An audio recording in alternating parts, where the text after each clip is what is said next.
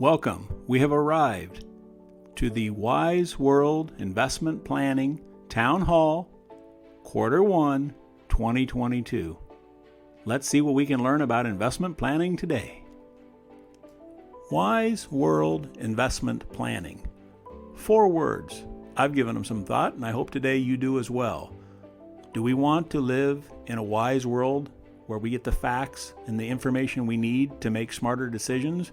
Because there's a lot of misinformation out there as well. The world is a big place. Are we invested globally? So wise world. And then investment planning. It implies we're talking about wealth, planning, and investments. So planning, as I define it, is bringing the future into now so that it can be improved. And wealth, as I define it, is the ability to earn income without any additional input from you. So, what's the first step in the investment plan? What are your goals? That's probably a good cornerstone question to start with when you're building an investment plan. Are they short-term, medium-term, long-term? Are they dream-type goals? Your grand goal for the meaning of your life, almost philosophy?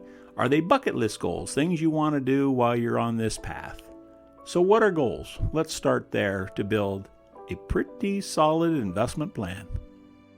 A second question we want to consider when developing a solid investment plan is, when do you need to reach those goals? So now that you have the goals, we can't do everything at once. There's an old joke about why our Creator invented time. It's so that everything wouldn't happen at once. Well, there's some truth to that. So as we now have the goals, let's start time slicing them. Short, medium, long-term goals of a lifetime. That's the next step. So once we have the goals in step 1, we'll start to lay in the time horizons on step 2. So question 3 is, how much do you have to invest now or incrementally as time goes by? So some of your goals may be retirement, some of your goals may be college, some of your goals may be a child getting married. We all have different and varied goals. They also don't all come due at the same time, fortunately. So how are we going to fund and invest over a reasonable period of time to prepare and have the power of compound interest working for us? Our fourth question in the investment planning process is, do you have concerns about taxes or assets you already own? Both mission critical questions that need to be addressed. We all have the same uncle, Uncle Sam, and how are his tax laws going to impact our investment plan? And the assets we have now, are they working as they should? Are they performing as expected? Is the risk and reward balanced properly? We need to look at taxes and the asset quality and make sure they're doing what you expect them to do and they're working hard for you. The next question is, how much risk are you comfortable with?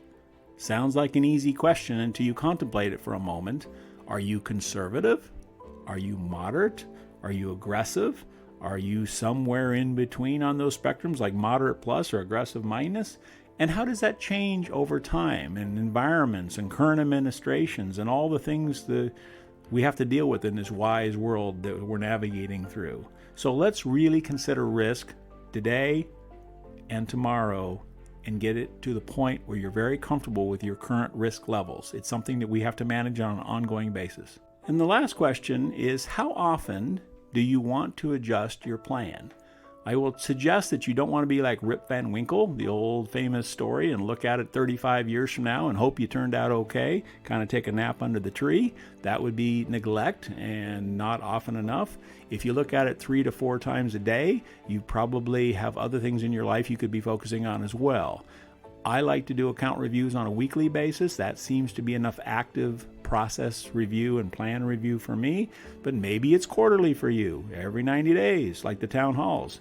Maybe it's twice a year, maybe at a minimum an annual review. So we have to find out what is a good review process and a plan adjustment process as you see it. So now that we've covered what is an investment plan, focusing specifically on your investments, how does that compare and contrast with a financial plan?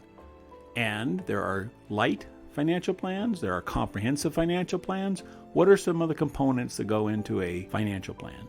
First of all, you can see summary of all of your assets and all of your debt. So are we above water? Are we underwater holding our breath? How are things going? How does it look? So taking a snapshot of assets and debt is a good place to start. Then the old budget word. I know you like the word cash flow plan instead, but budget based on your income, based on the expenses to help you save for the future. Realistically, just like our nation, we need a budget. Then evaluation of all your insurance coverage and needs, because there's never enough to have all the insurance coverage that we'd be insurance poor. Having no insurance is obviously not a viable option. Truth lies somewhere in the middle of those two positions. So an evaluation of our insurance coverage and needs is critical. Next, the investment plan for how to seek growth for the money we put aside. Now you're committed, you have a lump sum, or you're going to do incremental investing, dollar cost averaging over time.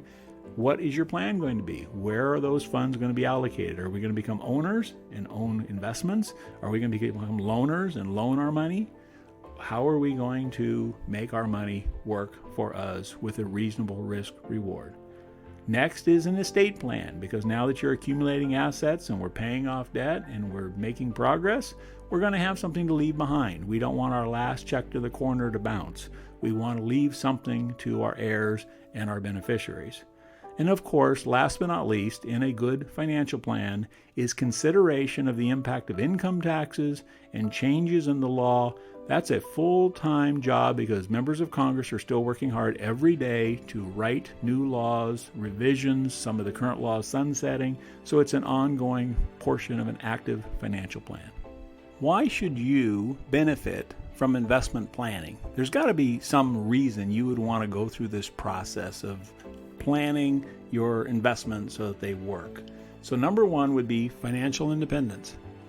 It's important because your family is important to you, and they lean on you or look to you for having investments that are carrying part of the weight. Yes, you provide the income. Yes, you make good decisions, but your investments need to do that as well. So financial independence, I would put that at the top of the list.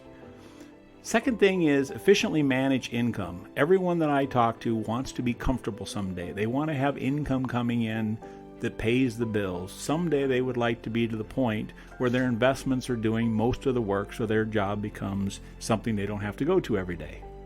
Another great benefit, other than managing income, would be just understanding the wild, wonderful, wacky world of investments is constantly changing.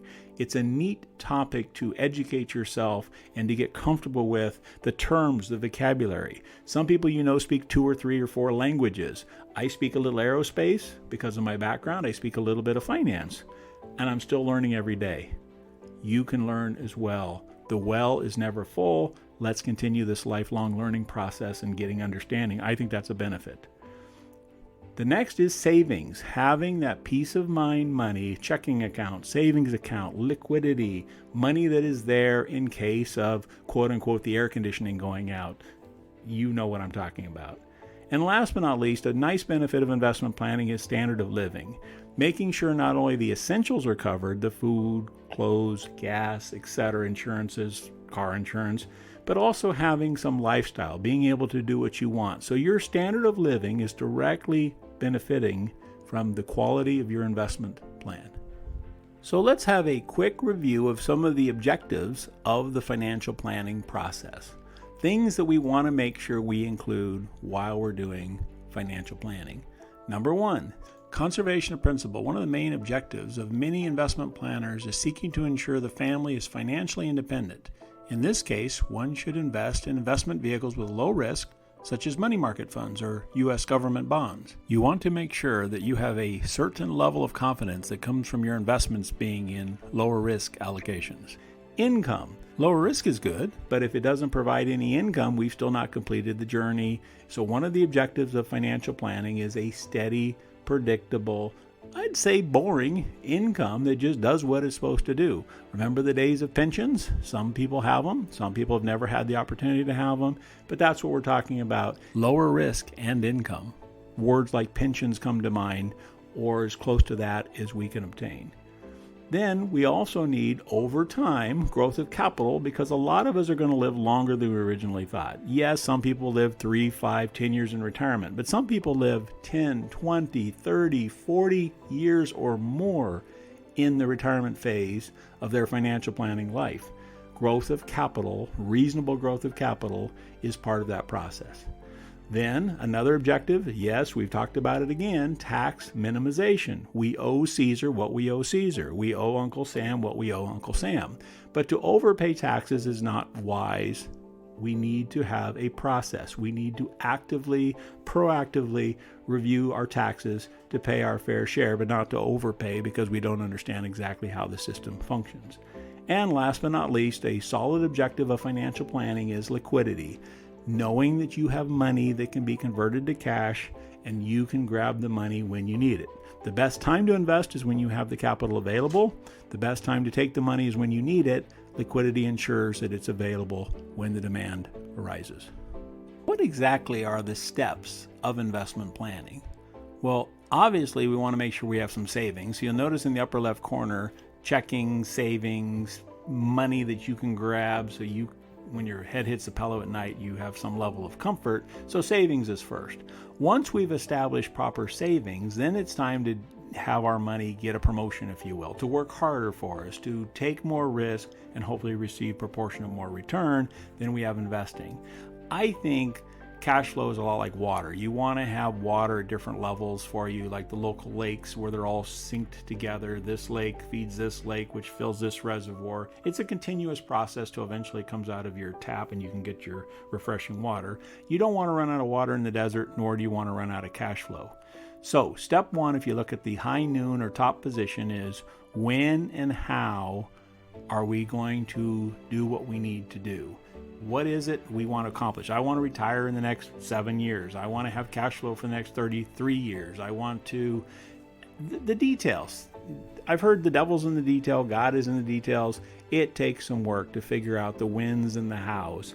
Then we look at that in conjunction back and forth, yin and yang, if you will, with setting your goals, your realistic, your practical goals, your fun, enthusiastic goals, your living the dream goals. Back and forth we go between goals and the wins and the hows. As we're doing the first two, sure enough, we're looking at the risk analysis. How much risk are we willing to take? Maybe we start the goals too late. Maybe we don't give it enough time. Maybe we think compounding's amazing. All these factors go back and forth and interweave as we're doing the risk analysis.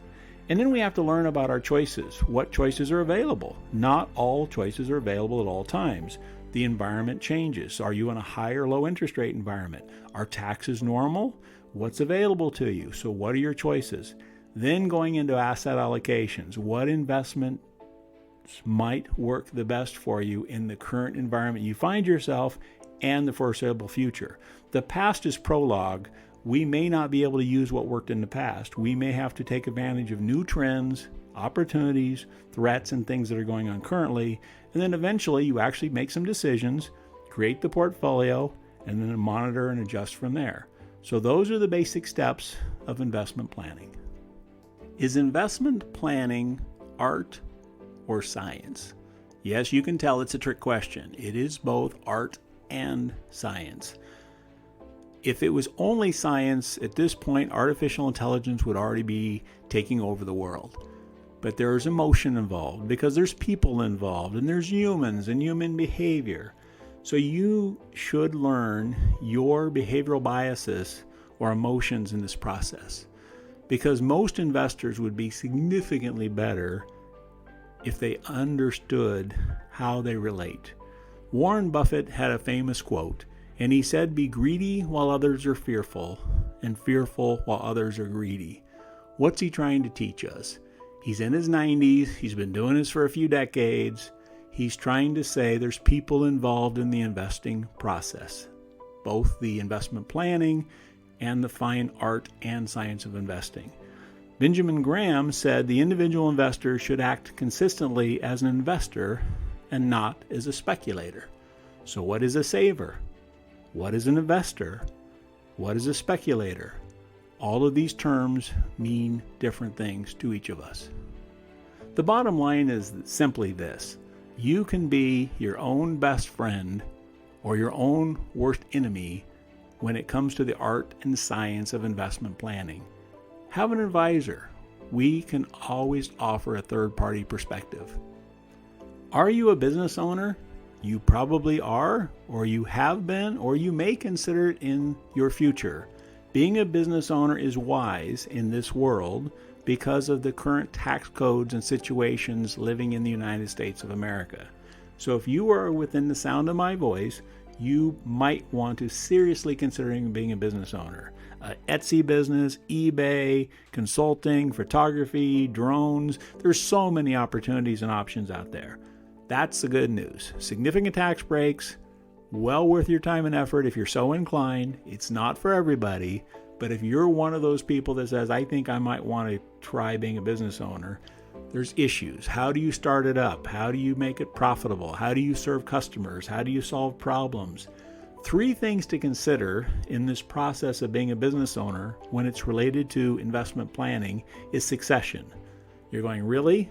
I haven't even got the idea yet, and you want me to talk about succession? Yes, it's that important to have that process done from day one. So before you dive in, do I need an LLC, and how am I going to be taxed, and am I an S corporation, and what forms do I need, and what's an EIN number, and all the stuff we wrap ourselves around, all important. We'll get to all those in time, but you need a backup plan in case of death or disability. Who's going to sit in your seat if you can't serve your customers? Succession. This could turn into a chapter. This could turn into a book. If Peter Drucker did it, it would turn into several books. Related to succession is who's sitting in your seat or succeeding you is exit. Creating value, exiting your business successfully, whether it's a small little consulting or whether it's a giant business or you own multiple businesses. The topic of exit is an easy word to say. There's a lot that goes into it. So if you would like to discuss exit planning, we may be able to add some value and some insights and make it a wiser world along the way. And then value creation. As a business owner, every day you're going to make decisions. Every day you're going to help your fellow man. And as you do that, every decision adds a premium. In other words, increases the value of your business and your life, or is a discount and decreases that. So that's an ongoing process. I wanted to make sure you had succession, exit, and value creation weaved through whatever investment planning you're going to do that entails a business. So, the Wise World Investment Planning overview on investment planning, financial planning. We've covered a lot today, from comprehensive to simple to art, science, emotions, people, value creation. You get the idea. There's a lot to this. I wish I could say read a book in Reader's Digest and do it on a weekend. There's a little more to it than that. Thank you for being part of this town hall as a lifelong learner and learning about investment planning in this first quarter of 2022.